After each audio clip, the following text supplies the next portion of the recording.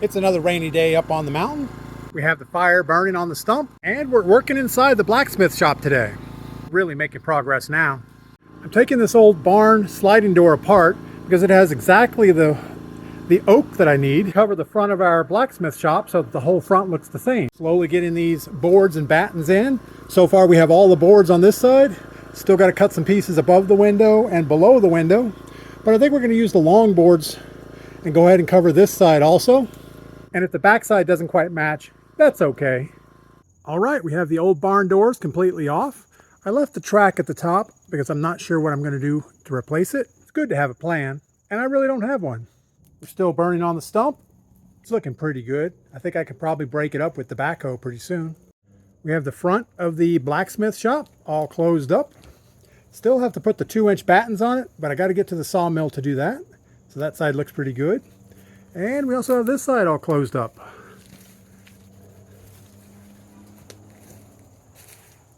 Well, that's looking pretty sporting. That opening is going to be for a door because you got to have a door. And we haven't done anything on the back yet, so we got to get that finished up. I got to cut some more wood on the sawmill. It won't take too long. So let's take a tour of the blacksmith shop. Going in the front door. Looking out the back. It's pretty scenic. Got to get rid of all these dead limbs from the tree that we cut down. Have 3 nice windows.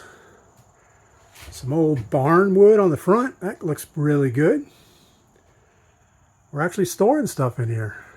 It may not seem like a lot of work, but it is. We can also watch the stump burning out the front window. I need to clean those windows. They're pretty dirty. And I haven't even tried to open these things yet. I'm assuming they work. I don't know. This is some nice red maple. It's about, maybe 3/4 of an inch thick. Super nice for siding. It's actually way too nice for siding, but we have a bunch of it, so let's use it. We're looking through this wood pile for material that's 3/4 or 1 inch thick. That's a good candidate right there. It's making a real mess out of my wood pile. And the wider the better. So here's a good board here. Look, we have 1 inch thick, maybe 3/4 inch thick. It has one edge that's already straight. And this board has got to be 12, 13 inches wide. The wider the better. We're putting these on the sawmill first, this way, and I'm cutting them exactly to 3/4 of an inch thick. So on some of these boards, we just have to take a slice off the top. But we want our wall to be nice and straight. So all we need to do is crank this thing down until the thing says 3/4 of an inch. Right there. Perfect.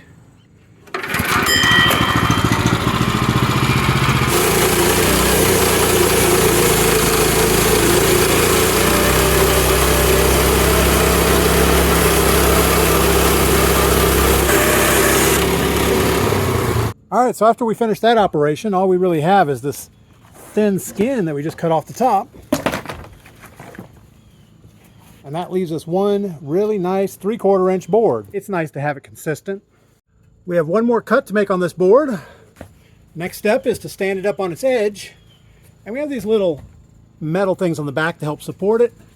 And what we're going to do is we're going to get our tape measure out and see how wide we can cut this board. So this board looks like 12 inches would be right in the bark. So I think I would cut it at like 11.5. We do need to check the board in a couple different places, make sure it doesn't get skinnier. Looks like 11.5 will do it. So all we have to do is come back here to the sawmill end and set our gauge to 11.5 inches. Perfect. Give it a good pull start.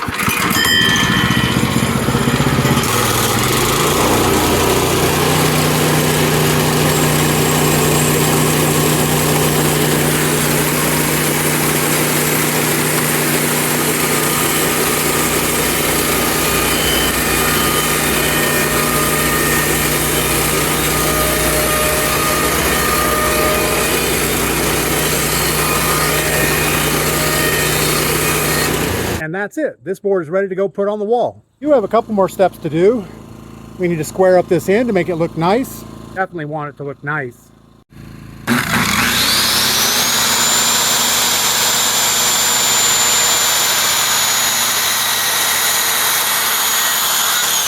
You also need to cut it to the exact right length. The wall is 85 inches tall, 85 inches. That looks pretty close.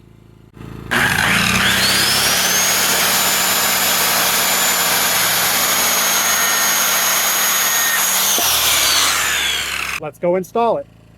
So I've already put these pieces on. You can see it's much different than the old oak that we had on the old barn. The oak kind of turned silver. I'm not sure what this maple's going to do. It'll probably turn silver also.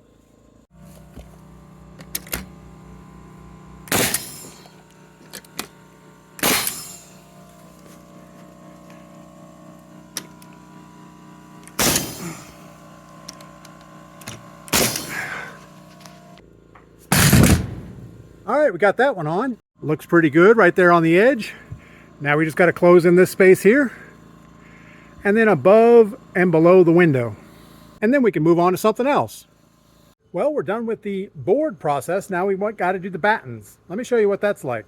So this is a board and batten structure. The wide sections are called boards, and every place there's a seam between two boards, you put this batten in here, and it's usually 2 inches wide by 3/4 inches thick.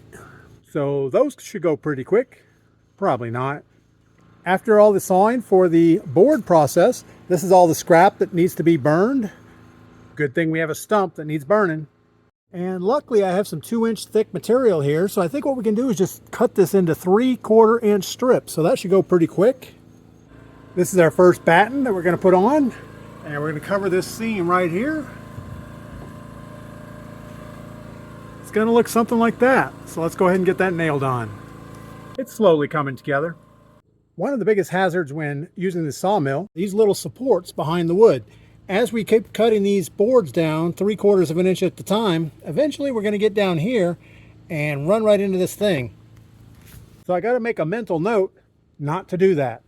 All right, we have all the battens on this wall.